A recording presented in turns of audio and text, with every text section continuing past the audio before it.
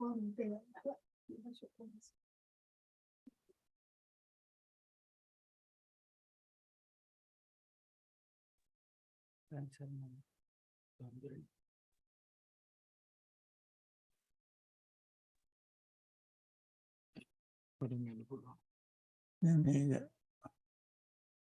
හොඳයි මම අන්තරේ කරගන්න. හොඳට සමහරට යන්න ඕන ගොඩනේ.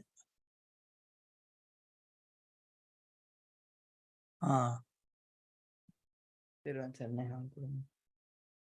තෙරුවන් සරණයි. තෙරුවන් සරණයි අපේ. Good morning everybody. Good morning.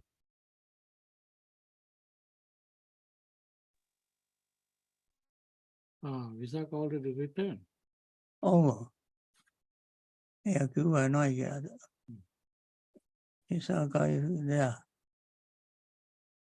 Okay. Chitra also the Porogarina Chitra. Seattle Lavagi. එහෙමයි. ඉන්නවා. මේගොල්ලෝ ඊයේ නැතුව ගිය සතිය දැන් අද ඉන්නවා. Okay. Today I'm going to speak on Dhamma to be remembered. Dhamma to be remembered. This is very simple and yet very meaningful.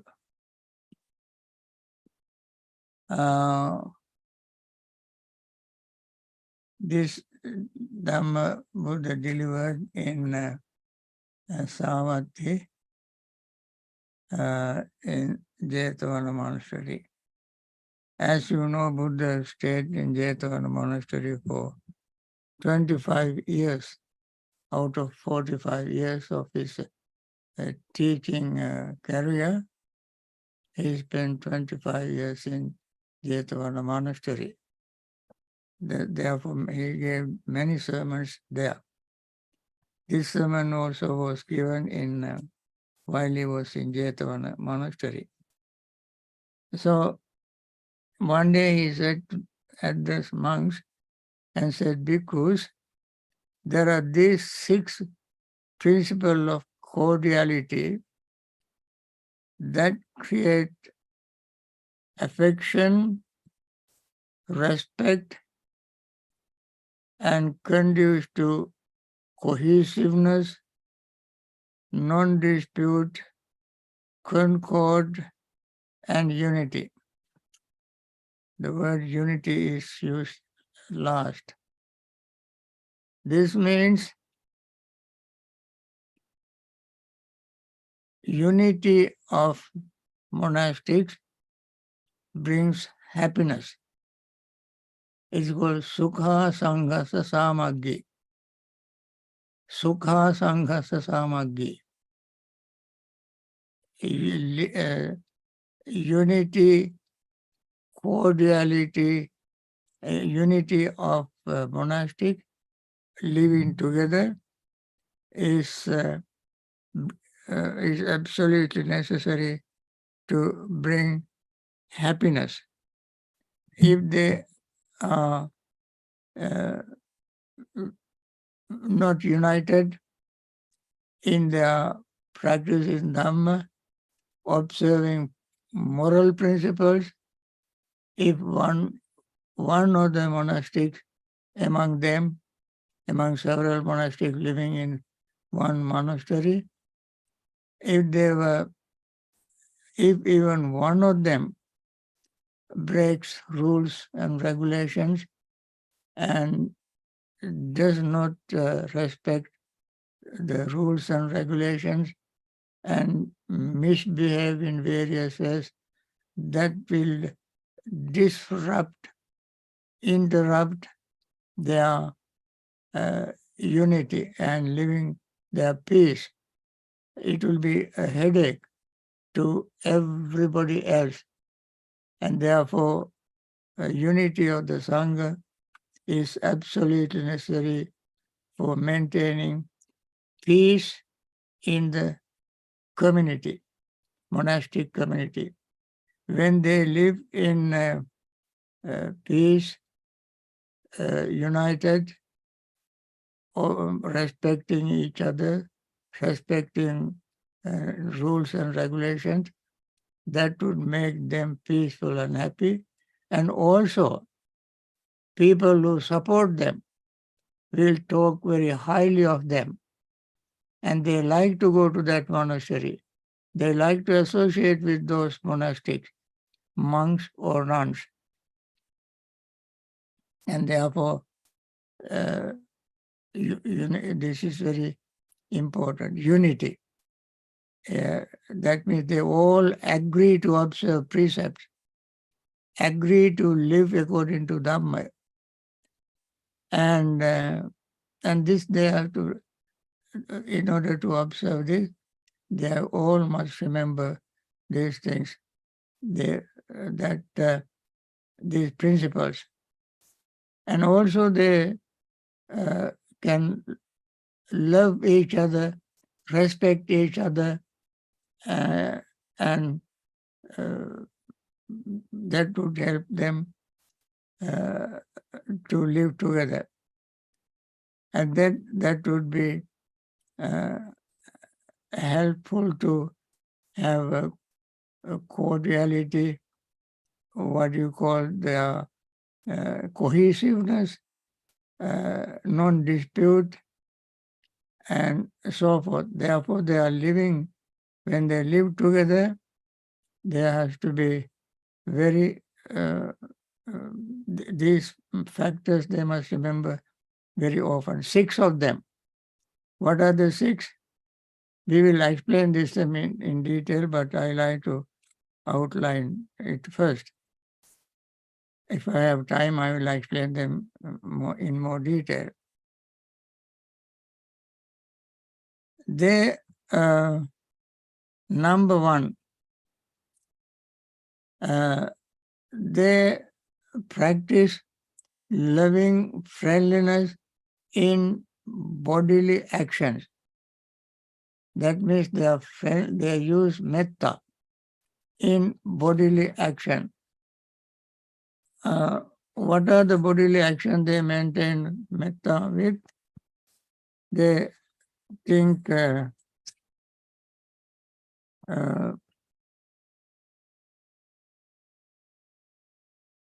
according to their practice, actually these are good even for lay people when they live together in a community, in a family, and so forth, in order to maintain their bodily metta in bodily action. For the monastic, for instance, when they go on Pindapata to collect food, they go with metta in mind, that they collect this food for the benefit of lay people and for themselves.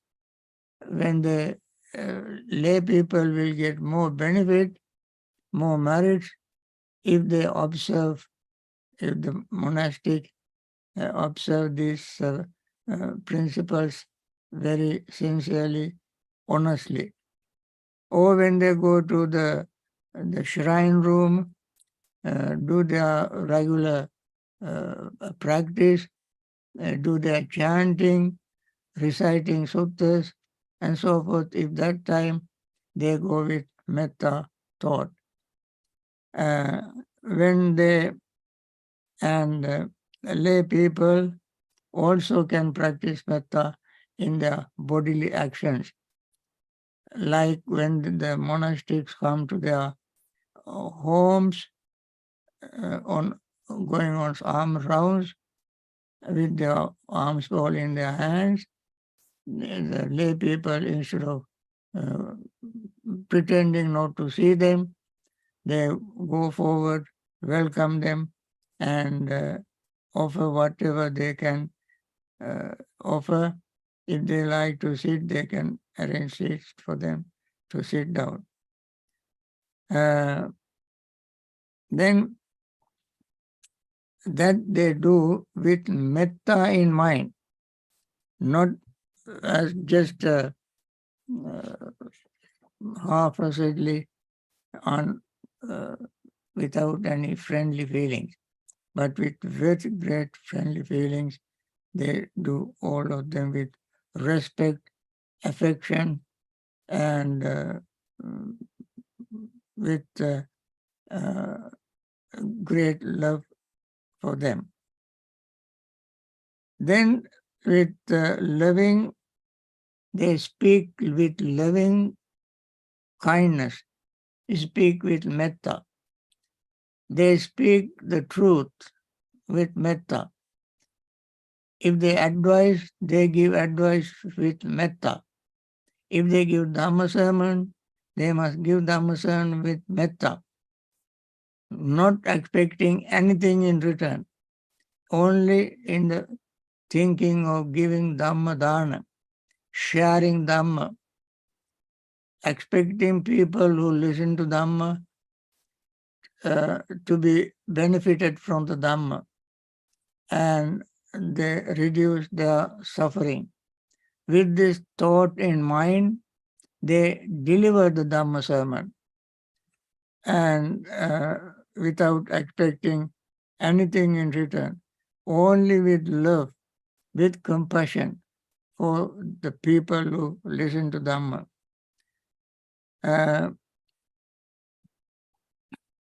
And with the intention of training them, lay people who listen to Dhamma, to live righteous life. And lay people with loving friendliness, when they give something to monastics, they must give something that they earn honestly, sincerely, not unrighteous way they have earned, but honestly earned things they can give with that intention. And they speak with that intention of helping them. Then this is verbal action. Also verbal action when they are in present or in absence. In present, sometimes we can talk in a very friendly way, cordial way, but in absence, they might talk bad of them, talk of their weaknesses to somebody else. That would not be helpful to bring unity, because that can spread around as gossip. So that is the second thing. A third is when they in mind. That means when we think of them, when someone leaves the monastic community, if someone leaves the monastic community for to go for alms round, or for to give some Dhamma talks, or some such religious service, if one monastic monk or nun leaves the monastery, the remaining ones must think of him in a very friendly way. Think, where is so-and-so? When they find so-and-so is gone somewhere, then the monastic must wish, may he find peace, may he return without harm, may he be well in his work, and safely may he come home, come back to the monastery, and so forth. They should think. And also when they do the morning puja, meditation, they must wish all the monastics be well, happy, and peaceful. May they all free from sickness. May they all have healthy life and so forth. In meditation, they must practice metta. There are various ways of practicing metta. In certain words, we can recite and think of monastic in whatever way we are accustomed to think of the other monastics. Then, if another thing is, if the monastic has gained any spiritual attainment, for instance, when someone gain what we call jhanas, deep concentration, then that monk or nun must share this experience with other monks and nuns and explain to them how he or she got that higher spiritual attainment, attaining jhana and so forth. How did he attain that state?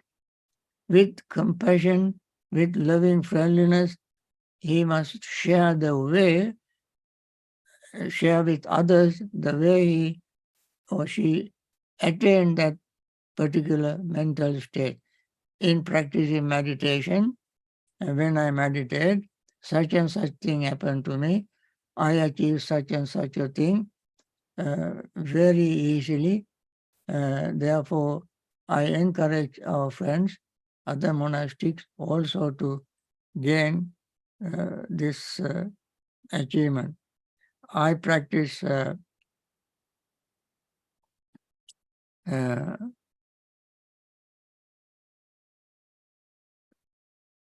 something very very great. And also that's a sharing. One can share even very little food one has in one's own alms bowl with others, so that they all feel the friendliness towards you.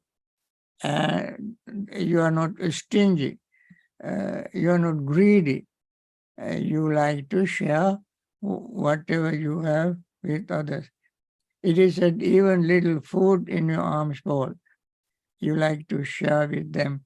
That is also another way to maintain your friendship with each other.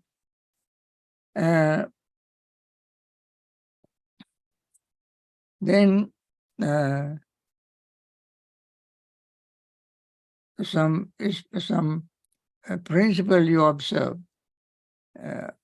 certain moral principles you observe that might help others also to gain peace and happiness.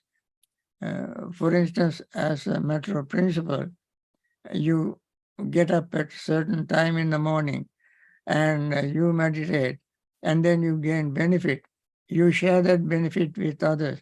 You tell, I get up at such and such a time, I meditate, I gain such and such a state, I become more peaceful, I feel more relaxed and comfortable. I encourage my fellow monastic monks or nuns to do the same, to practice. And you say this in public as well as in private. So always what we do in private, we do it in public as well as. Then if one gains by practicing sila, morality, one feel very comfortable with that and see the benefit of it, that he must share with others. And when we share it with others, not only in present, even in absence, he must do this. Then this is roughly the meaning of these 6 cordial practices one has to do in public or in private. Let me summarize it once again. Bodily actions. When we something physically, we do it with cordiality. That is when we go on Pindapath, we must think of the friendly thought. When we come back, we have to use the same friendly thought with others. And then verbal thought in present as well as in absence. Talk of monastic in a very friendly way, cordial way, without talking presently to the face and talking bad about at the back. That's the second. Third is mental. Whenever we do our puja, meditation, we always use friendly thoughts, practice loving friendliness, particularly imasming vyare, imasming vyare sabbe mona bhikkhus, sabba bhikkhunios, Sukitavantu and so forth, think of them. And then whenever they gain, that's the third. Fourth is whenever they gain something, spiritual or material, they must share with others. And that sharing we must do without any reservation. We must share. Share, if we share material things, we share the best with everybody, not keeping the best for us and giving the worst to others. Good thing we keep and bad thing we give, not like that. The best thing we have, we must share with everybody. And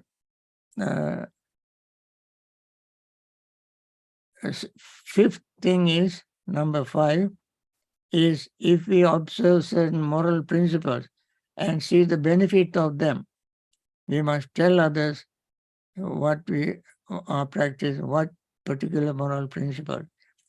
And the 6th is if we attain jhanas or some other state of enlightenment, we have to share with others with loving friendliness, in open as well as in public. So,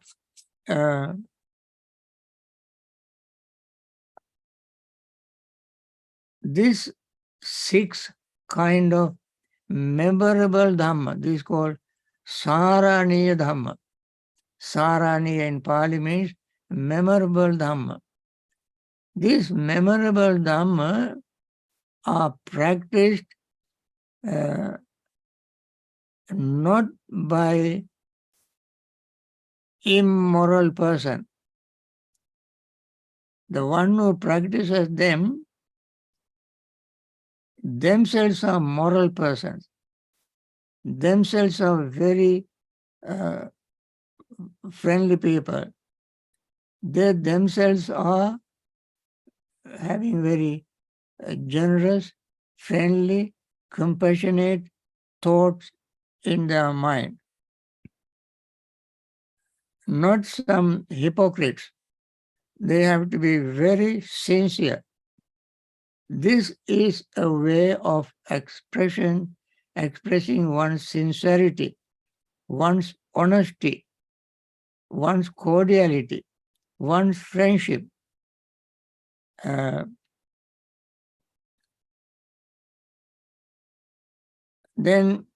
when we share something, we share with everybody without any discrimination. I give this to so and so, but not to so and so. Just like when we practice metta for everybody without any discrimination. Similarly, in a monastery where we live, when we have something that we can share, we share with everybody. Sometimes there may be some differences in their opinion and appearance and the way they behave and so forth. We have to ignore all of them. When we share with someone who is behaving well, someone who's poor in education, wisdom and so forth. We don't discriminate without any discrimination. Just like we practice metta, we share whatever we have when we share. That is very important thing. And then when we share our achievements, observing certain moral principles or gaining jhanas and so forth, we share it with everybody. Whoever can use it, whoever can benefit it, may benefit, others may not benefit. And still, without any discrimination, we like to share. Suppose you share your ability, your skill. Suppose somebody is sick in a monastery. It doesn't matter whether the person is friendly with you or not. With compassion, with loving friendliness, you try to attend to the sick monastics out of compassion. When you do this, everybody will like to associate with you.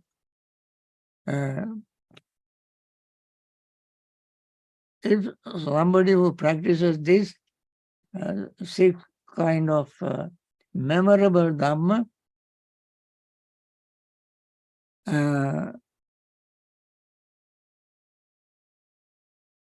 that person remains very generous in practicing, sharing things and teaching Dhamma without expecting anything in return. And therefore, there are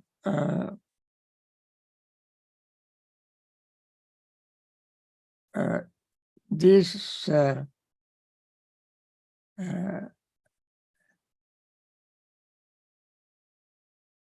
6 memorable Dhamma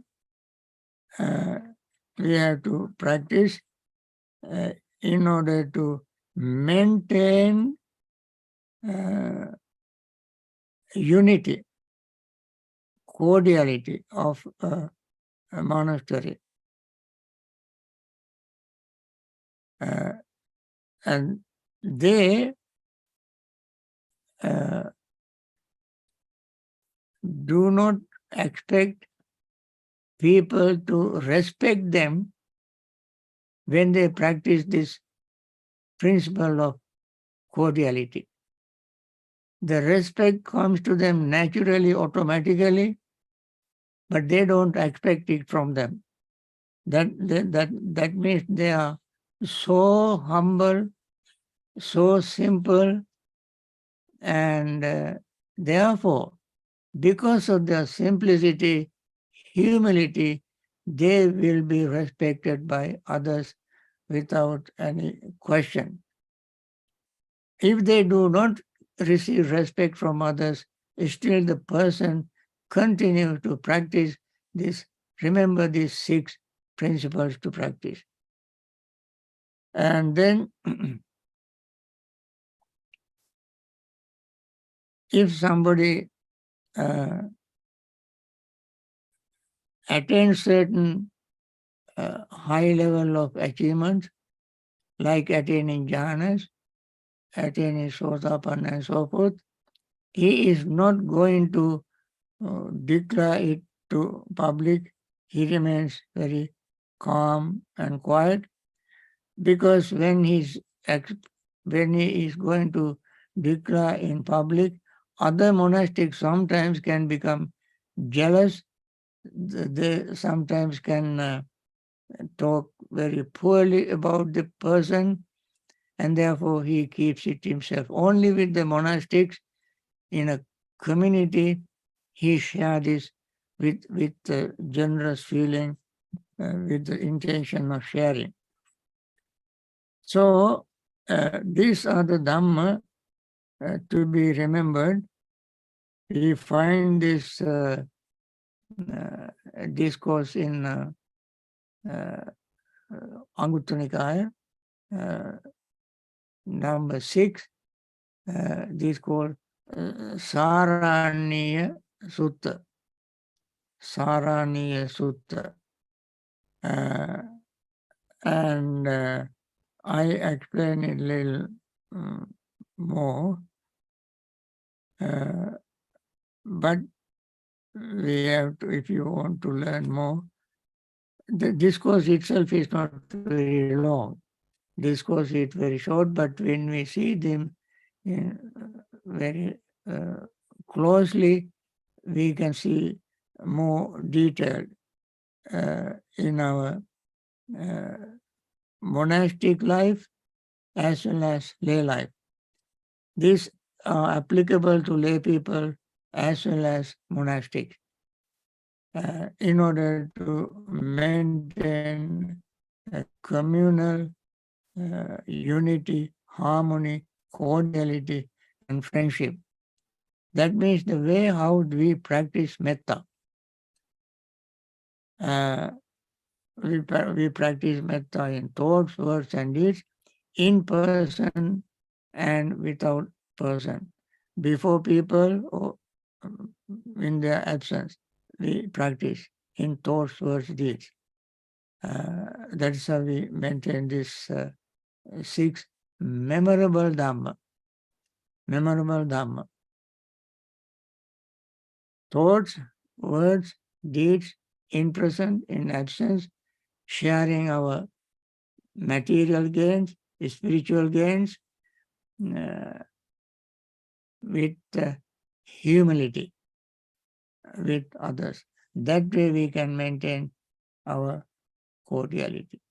I think, friends, this may be enough for today's Dhamma talk, and I hope we all try to practice this so that we all can benefit from this practice. This is another way of practicing metta.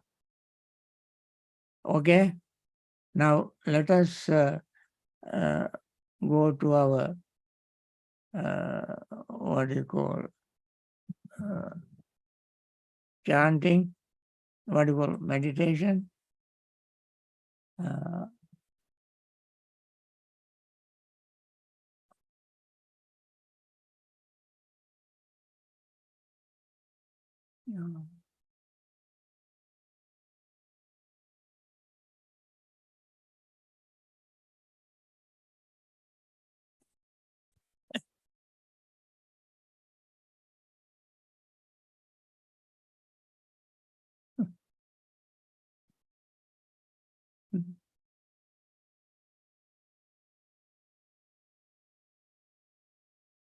Okay.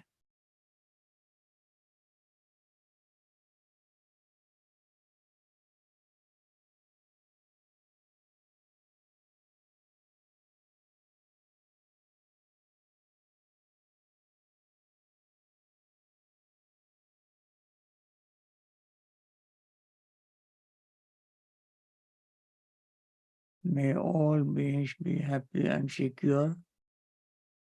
May all beings have happy minds. Whatever living beings there may be, without exception, weak or strong, long, large, medium, short, subtle or gross, visible or invisible, living near or far, born or coming to birth, may all beings have happy minds. Let no one deceive another, nor despise anyone anywhere, neither from anger nor ill will should anyone wish harm to another. As a mother would risk her own life to protect her only child, even so towards all living beings, one should cultivate a boundless heart. One should cultivate for all the world a heart of boundless loving friendliness, above, below, and all around, unobstructed, without hatred or resentment, whether standing, walking, sitting, lying down, or whenever awake. One should develop this mindfulness. This is called divinely dwelling here, not falling into erroneous views, but virtuous and endowed with vision, removing desire for sensual pleasures. One comes never again to birth in the womb. With this metta thought, let us practice meditation. I will ring the gong bell. And also I want to mention now, before I forget, tomorrow at 10 o'clock I cannot have our Dhamma talk, answering questions. Even at 3 o'clock I have children's talk. That also I cannot do tomorrow, because tomorrow we have our Katina celebration. 10 o'clock talk I don't have, but 1 o'clock I give a talk on Katina Day tomorrow. So don't expect me to give to answer questions at 10 o'clock tomorrow. Okay? Tomorrow my talk will be at 1 o'clock. And those who come for the 3 o'clock talk, my Dhammapada talk, please remember I cannot do at 3 o'clock, because when I start my talk at 1 o'clock, and then again to give another talk would be too much, and may also not have time. Okay? Now let us do our meditation, okay?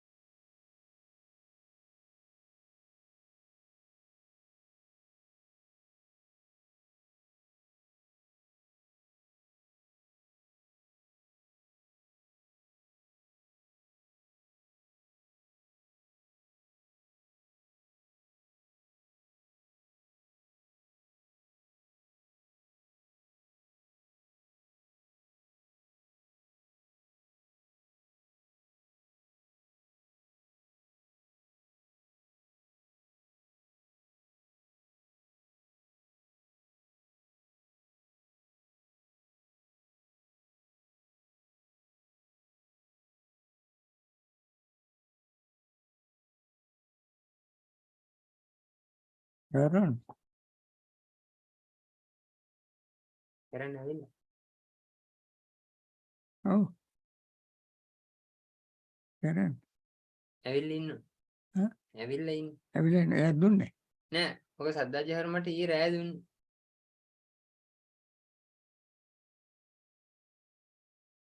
මේකත් ඇවිල්ලා social security.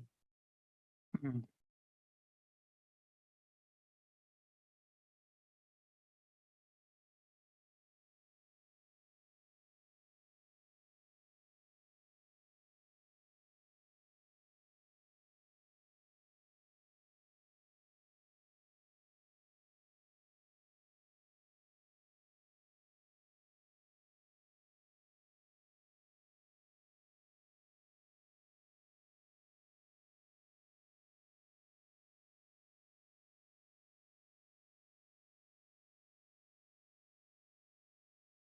Oh my god. Hmm? Okay. Okay. Mic එක. එන්නේ. මොකද? මේ කටට ඇහෙන්නේ.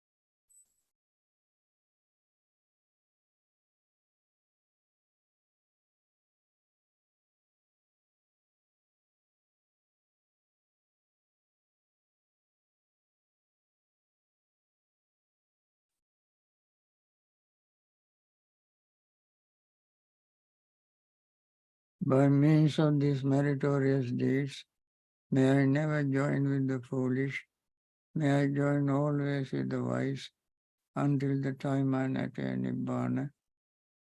May the suffering be free from suffering, may the fear-struck be free from fear, may the grieving be free from grief, so too may all beings be, from the highest realm of existence to the lowest.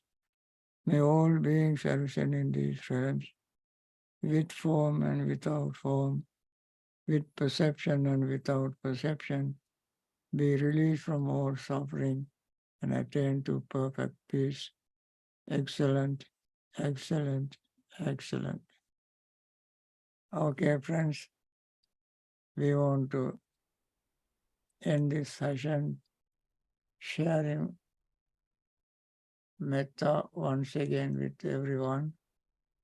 May all those who are in hospitals suffering from various diseases and taken care of by very compassionate doctors, nurses, and hospital staff, may they recover very soon and find way to practice Dhamma and meditation and attain liberation from samsaric suffering. May all the doctors, nurses who are risking sometimes their lives, sharing their skill with people and taking care of them, may they all find peace and happiness and liberate from samsaric suffering.